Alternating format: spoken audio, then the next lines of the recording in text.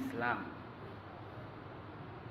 Kwa hivyo hawa wa fi sabilillahi, na mtu ambaye yeye yupo katika kuipigania dini ya Allah subhanahu wa ta'ala, pia anatakiwa apewe zaka. Wa mwisho kabisa, wabeni sabili na mtoto wa njiani, tunasema Kiswahili hiko, lakini kwa maana ya msafiri ambaye kakatikiwa na matumizi ya safari, mwenyewe kishajipigia hesabu kwamba mimi natoka katika mkoa wangu huu naelekea katika mkoa mwingine, nitatumia gharama kadhaa, lakini bahati mbaya mwenyewe katika safari yake amekwenda, lakini yale matumizi yakawa hayajaenda kama hesabu ilivyokuwa inatakikana. Kwa hivyo huyu mtu ambaye tunasema ni amekatikiwa na safari, sheria inasema atapewa zaka. Wabeni sabili. Kwa hivyo haya ndio makundi manane ambao wao wanastahili kupewa zaka. Uislamu kama nilivyoeleza umekuja kwa ajili ya kutokomeza na kumaliza urofa na umasikini.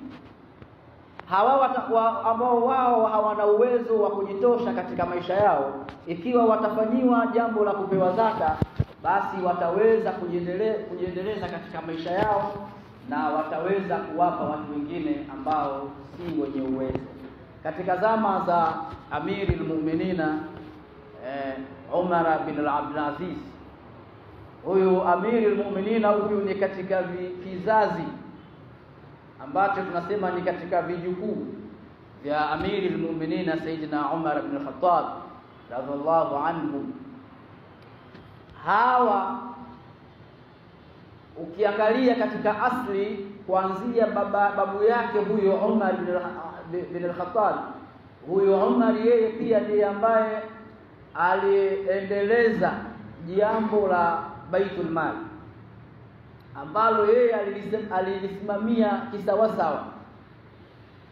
Kwa hivyo huyu Umar ibn Abdul Aziz huyu yeye alifuata nyayo za babu yake. Kwa hivyo ikafikia hatua wale watu, kwa sababu waliona umuhimu wa kutoa zaka, ikafikia hatua wanatafutwa masikini katika mabaraza tofauti.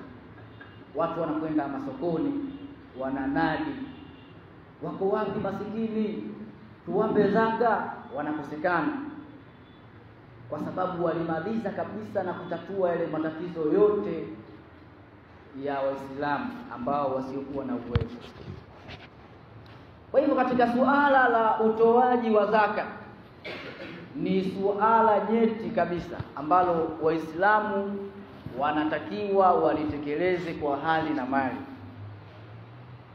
Mwenyezi Mungu Subhanahu wa Ta'ala katika mambo ya utoaji amehimiza sana.